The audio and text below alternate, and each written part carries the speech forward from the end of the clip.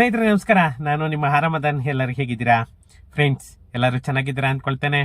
ಮತ್ತೆ ಅಪರೂಪಕ್ಕೆ ವಿಡಿಯೋಸ್ ಹಾಕ್ತಾ ಇದ್ದೀನಿ, ಯಾರು ಕೂಡ ಏನು ತಪ್ಪಾಗಿ ತಿಳ್ಕೊಬೇಡಿ ಫ್ರೆಂಡ್ಸ್. ಇವತ್ತು ಈ ವಿಡಿಯೋ ಮಾಡ್ತಾ ಇರೋ ಉದ್ದೇಶ ಏನಂತ ಅಂದರೆ, ಸುಮಾರು ಜನ ಸುಮಾರು ತರಹದ ಮೆಸೇಜ್ಗಳನ್ನ ಹಾಕ್ತಾ ಇದ್ರಿ, ಬಟ್ ಎಲ್ಲವೂ ಕೂಡ ನಾನು ವಿಡಿಯೋ ಮಾಡೋದಕ್ಕೆ ಹಾಕ್ತಾ ಇಲ್ಲ, ಟೈಮ್ ಸಿಗ್ತಾ ಇಲ್ಲ. ಅದರಿಂದ ಸ್ವಲ್ಪ ಟೈಮ್ ಮಾಡಿಕೊಂಡು ಇವತ್ತು ಈ ವಿಡಿಯೋನ ಮಾಡ್ತಾ ಇದ್ದೇನೆ. ಏನು ನಮ್ಮ ಕರ್ನಾಟಕ ಸರ್ಕಾರ ದಿನಕ್ಕೊಂದು ಬೆಳವಣಿಗೆಯನ್ನು ತರ್ತಾ ಇದೆ. ಅದರಲ್ಲಿ ಈ ನಮ್ಮ ಪೆರಿಫೆರಲ್ ರಿಂಗ್ ರೋಡ್ ಆಗ್ಬೋದು ಅಥವಾ ನಮ್ಮ ರೆವೆನ್ಯೂ ಸೈಟ್ಸ್ ಖಾತಾ ಆಗ್ಬೋದು, ಇವತ್ತು ಎಲ್ಲರಿಗೂ ಮನೆ ಮಾತು ಆಗೋಗ್ಬಿಟ್ಟಿದೆ.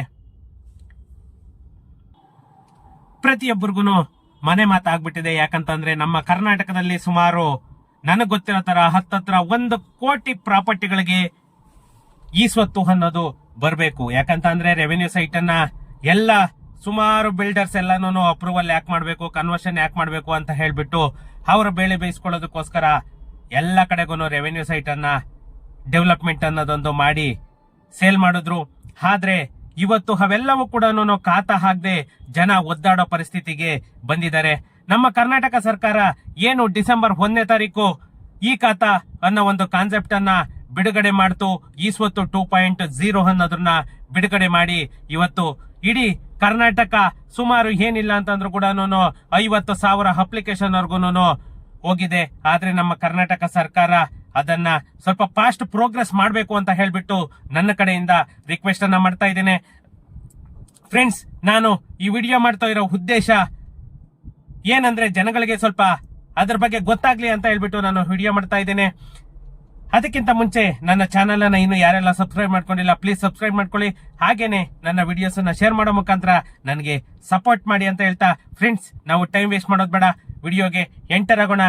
ಏನು ನಮ್ಮ DK ಶಿವಕುಮಾರ್ ಅವರು ಒಂದೊಂದು ಹೊಸ ಕಾನ್ಸೆಪ್ಟ್ ಅನ್ನ ಎಲ್ಲಾನು ತಗೊಂಡ್ ಬಂದು ಒಟ್ಟಲ್ಲಿ ಅನೌನ್ಸ್ಮೆಂಟ್ ಅನ್ನೋದೊಂದು ಪಕ್ಕಾ ಮಾಡ್ಬಿಡ್ತಾರೆ. ಅದು ಪ್ರೋಗ್ರೆಸ್ ಆಗುತ್ತಾ ಬಿಡುತ್ತಾ ಅದು ಸೆಕೆಂಡರಿ. ಯಾಕಂದ್ರೆ ನಮ್ಮ ಕರ್ನಾಟಕ ಸರ್ಕಾರ ಕಲ್ತಿರೋದು ಅದೊಂದೇ ಅನ್ಕೊಳ್ತೀನಿ. ಯಾಕಂತಂದ್ರೆ ಒಂದು ಕೆಲಸ ಮುಗಿಬೇಕು, ಆ ಕೆಲಸನ ಒಂದು ಹಂತಕ್ಕೆ ಪ್ರೋಗ್ರೆಸ್ ಮಾಡಿ ಕಂಪ್ಲೀಟ್ ಟ್ರ್ಯಾಕ್ ತರಬೇಕು, ಆಮೇಲೆ ನೆಕ್ಸ್ಟ್ ವರ್ಕ್ ನ ಇದ್ ಮಾಡ್ಬೇಕು ಅನ್ನೋದಿಲ್ಲ.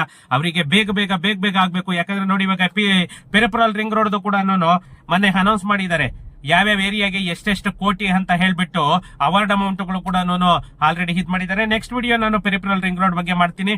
ಈ ವಿಡಿಯೋದಲ್ಲಿ ಫ್ರೆಂಡ್ಸ್, ಈ ಸ್ವತ್ತು ಬಗ್ಗೆ ಏನು ಜನ ಒಂದು ಕಂಗಾಲಾಗಿ ಕೂತಿದ್ದಾರೆ, ಅದು ಯಾರು ಕೂಡ ಭಯ ಪಡ್ಬೇಕಾಗಿಲ್ಲ. ಯಾಕಂತ ಅಂದ್ರೆ 2-3 ದಿನದಿಂದ ಈ ಸ್ವತ್ತು ವೆಬ್ಸೈಟ್ 2.0 ತುಂಬಾ ಚೆನ್ನಾಗಿ ವರ್ಕ್ ಆಗ್ತಾ ಇದೆ.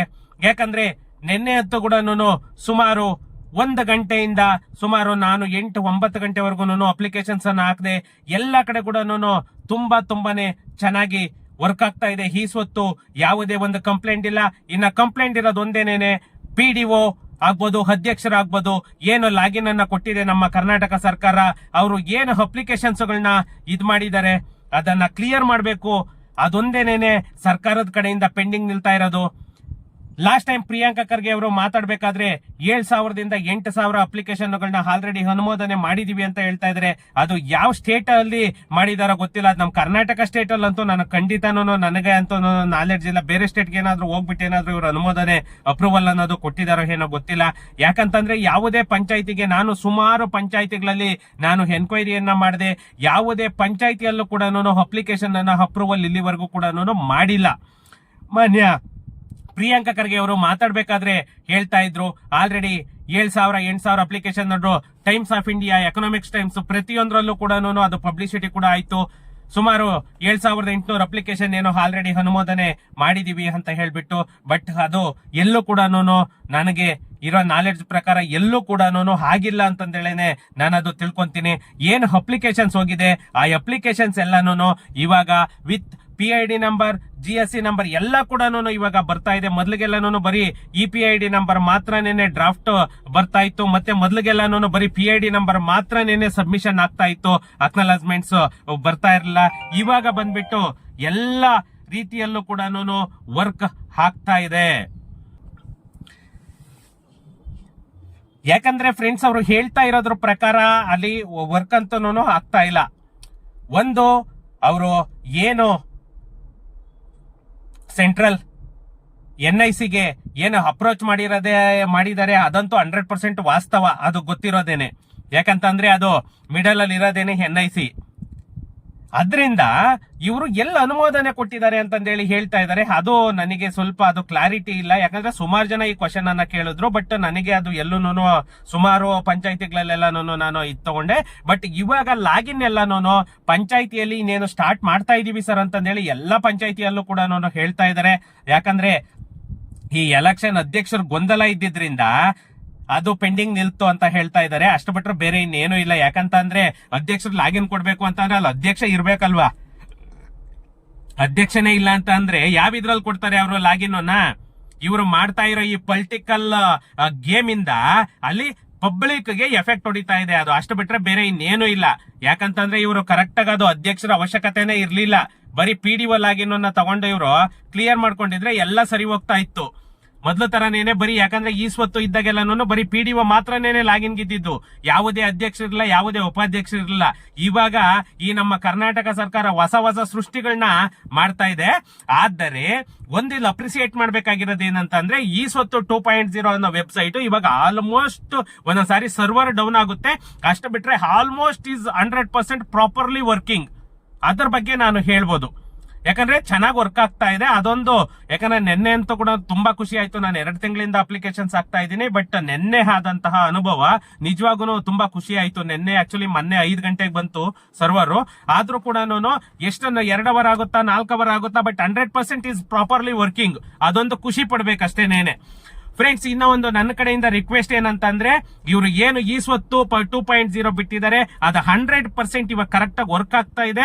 ಯಾರೆಲ್ಲ ಅಪ್ಲಿಕೇಶನ್ ಹಾಕಿಲ್ಲ ಅವ್ರ ಅಪ್ಲಿಕೇಶನ್ ಹಾಕೊಳ್ಳಿ. ಯಾಕಂತಂದ್ರೆ ಸೀನಿಯಾರಿಟಿ ಮೇಲೆ ಏನಾದ್ರೂ ಕೂಡ ಅಲ್ಲಿ ಇಶ್ಯೂ ಮಾಡೋ ತರ ಇದ್ರೆ 100% ನಿಮ್ಗೆ ಪ್ರಾಬ್ಲಮ್ ಆಗುತ್ತೆ. ಅದರಿಂದ ಅಪ್ಲಿಕೇಶನ್ ಯಾರ್ಯಾರು ಹಾಕ್ಬೇಕು ಅವರು ಅಪ್ಲಿಕೇಶನ್ ಅನ್ನ ಹಾಕ್ಬಿಡಿ.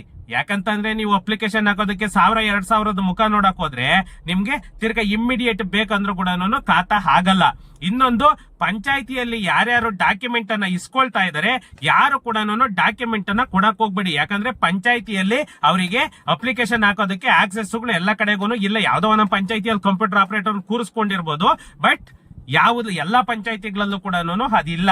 ಇನ್ನೊಂದು, ಅವರು ಕರೆಕ್ಟ್ ಆಗಿ ಅದನ್ನ ಹಿದ್ ಮಾಡ್ತಾರ ಅದಲ್ಲ. ಎಲ್ಲಾದ್ರೂ ಗೊತ್ತಿರೋ ಕಡೆಗೆ ನೀವು ಹೋಗ್ಬಿಟ್ಟು ಕ್ಲೀನ್ ಆಗಿ ಲೊಕೇಶನ್ ಎಲ್ಲಾನು ಇದ್ ಮಾಡಿ ಎಲ್ಲ ಡಾಕ್ಯುಮೆಂಟ್ ತಗೊಂಡೋಗ್ಬಿಟ್ಟು ನೀವು ಅಪ್ಲಿಕೇಶನ್ ಅನ್ನ ಹಾಕಿಸ್ಕೋಬಹುದು. ನಮ್ಮ ಆಫೀಸಲ್ಲೂ ಕೂಡ ನಾವು ಅಪ್ಲಿಕೇಶನ್ ಅನ್ನ ಹಾಕ್ತಾ ಇದೀವಿ. ಈ ಸ್ವತ್ತು ಆಗ್ಬೋದು, ಅಥವಾ ಈ ಆಸ್ತಿ BBMP ಆಗ್ಬೋದು, ಅಥವಾ B ಖಾತೆಯಿಂದ A ಖಾತಾ ಆಗ್ಬೋದು.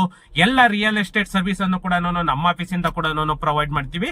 ಯಾರಿಗೆಲ್ಲಾನು ಬೇಕು ರಿಯಲ್ ಎಸ್ಟೇಟ್ ಸರ್ವಿಸ್ ಏನೇ ಇದ್ರೂ ಕೂಡ ಬನ್ನಿ, ನಾನು ಪ್ರೊವೈಡ್ ಮಾಡಿ ಕೊಡ್ತೇನೆ.